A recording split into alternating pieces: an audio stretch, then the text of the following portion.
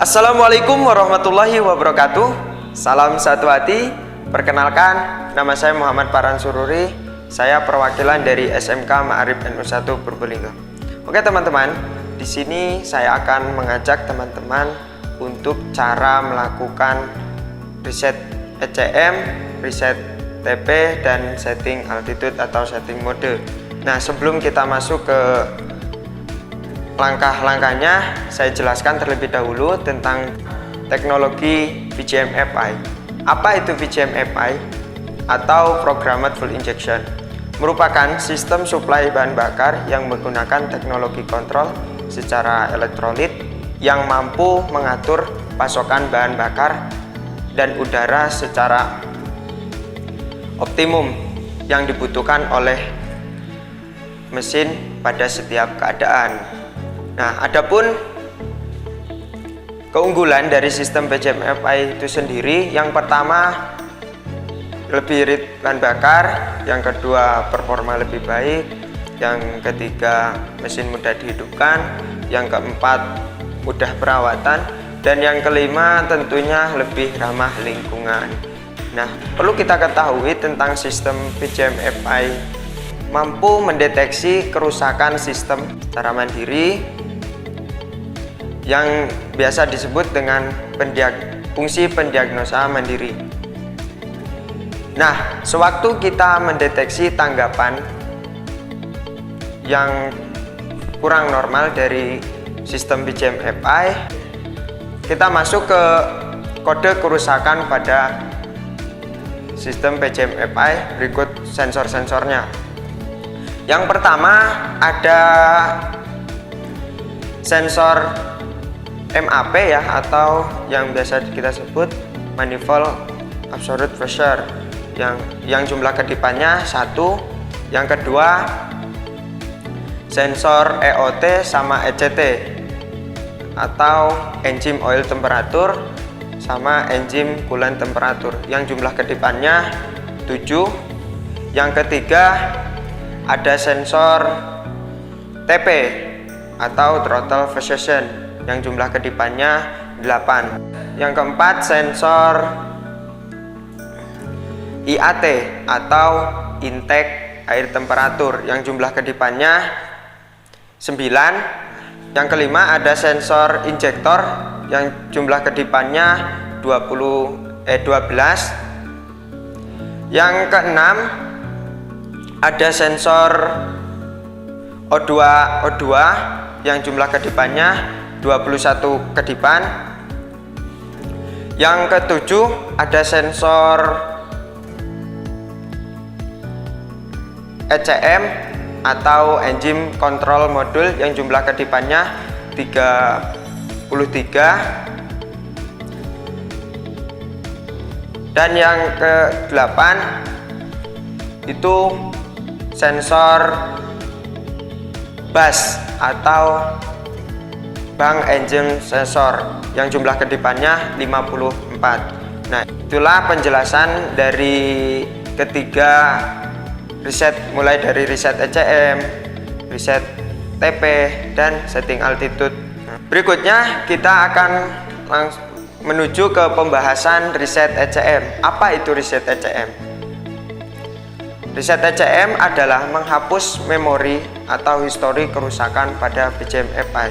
Nah, seorang mekanik wajib menghapus kode kegagalan yang tersimpan pada ECM.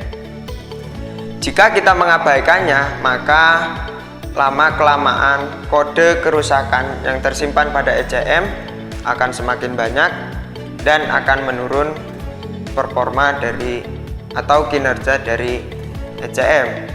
Nah, sesudah kita memperbaiki pada sistem VGM-FI, maka kita wajib melakukan reset ECM. Selanjutnya reset TP. Nah, setiap kita melakukan pergantian part pada komponen sistem VGM-FI, berikut diganti dengan yang baru seperti idle screw, throttle body, fuel pump, injektor. Nah, itu kita harus melakukan reset TP. yang bertujuan untuk merefresh dari komponen-komponen pada sistem BGM-FI. Nah, yang berikutnya untuk setting altitude atau setting mode. Nah, biasanya sepeda motor dari pabrikan sudah disetting menggunakan mode 1. Nah, akan tetapi di setiap daerah berbeda letak ketinggiannya.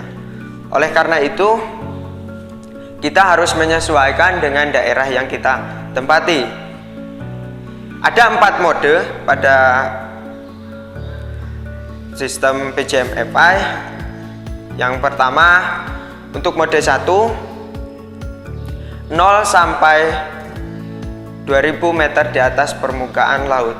Yang kedua, mode 2 untuk ketinggian 2000 sampai 2500 meter di atas permukaan laut. Yang ketiga, mode 3 untuk ketinggian 2500 sampai 3500 meter di atas permukaan laut. Dan yang keempat, mode 4 untuk ketinggian lebih dari 3500 meter di atas permukaan laut. Nah, kalian bisa tinggal pilih mana yang sesuai dengan daerah yang kalian tempati. Kemudian kita akan melakukan langkah-langkahnya. Yang pertama, langkah reset ECM ya. Yang pertama, posisikan motor pada standar tengah. Nah, kemudian kita siapkan alat-alatnya seperti obeng plus, jumper lamp, dan STS konektor. Nah, setelah itu pastikan kunci kontak pada posisi off ya. Kemudian kita lepaskan cover penutup baterai menggunakan obeng plus. Nah, setelah kita lepas, kita cari letak DLC. Setelah kita ketemu, maka lepas DLC cap atau tutup DLC-nya. Kemudian hubungkan STS konektor ke DLC, lalu putar kunci kontak ke posisi on, maka mil akan berkedip. Kemudian lepaskan STS konektor dan pasang kembali kurang dari 5 detik. Lalu mil akan berkedip secara terus-menerus menandakan pola penerimaan reset. Kemudian kita putar kunci kontak ke posisi off. Nah, itulah langkah-langkah dari reset ECM. Kemudian kita akan melakukan langkah reset TP. Yang pertama, pastikan kunci kontak pada posisi off. Kemudian pasang STS konektor ke DLC. Setelah itu kita cari letak soket sensor EOT. Setelah kita cari, lepas sensor soket EOT. Kemudian pasang jumper lamp pada sensor soket EOT. Lalu putar kunci kontak ke posisi on, tunggu beberapa detik. Kemudian lepaskan jumper lamp dari soket sensor EOT. Nah, mil akan berkedip selama 10 detik. Putar kunci kontak ke posisi off, lalu pasang kembali soket sensor EOT-nya. Kemudian lepaskan STS konektor dari DLC, lalu pasang kembali DLC cap atau tutup DLC-nya. Itulah langkah-langkah dari reset TP. Kemudian kita lanjut ke langkah-langkah cara setting mode atau setting altitude. Nah, di sini biasanya sepeda motor dari pabrikan sudah disetting menggunakan mode 1. Nah, akan tetapi di setiap daerah berbeda letak ketinggiannya. Oleh karena itu, kita harus menyesuaikan dengan daerah yang kita tempati. Nah, mode yang pertama itu untuk ketinggian 0 sampai 2000 meter di atas permukaan laut. Yang kedua, untuk ketinggian 2000 sampai 2500 meter di atas permukaan laut. Yang ketiga, untuk ketinggian 2.500 sampai 3.500 meter di atas permukaan laut. Dan yang keempat, untuk ketinggian lebih dari 3.500 meter di atas permukaan laut. Nah, di sini kalian tinggal pilih mana kode yang sesuai dengan daerah kalian. Oke, berikut kita langsung ke langkah-langkahnya. Yang pertama, putar kunci kontak pada posisi off. Kemudian kita lepas DLC cap atau tutup DLC, lalu hubungkan STS konektor ke DLC. Handle dibuka atau throttle sepenuhnya dan tahan. Lalu putar kunci kontak ke posisi on. Nah, dalam waktu 5 detik lampu mil akan berkedip dan lepas handle gas dan tunggu 5 detik. Lampu mil akan berkedip 1 kali secara berulang-ulang menandakan mode 1 telah berhasil. Nah, apabila untuk mode 2, setelah handle gas dilepas, tarik kembali handle gas dan tahan selama 0,5 detik. Setelah itu, lepas handle gas, tunggu 5 detik, lampu mil akan berkedip secara berulang-ulang menandakan mode 2 telah berhasil. Nah, kemudian untuk mode 3 dan 4 lakukan hal yang sama. Kemudian putar kunci kontak ke posisi off. Lalu lepaskan STS konektor dari DLC dan pasang DLC cap atau tutup DLC.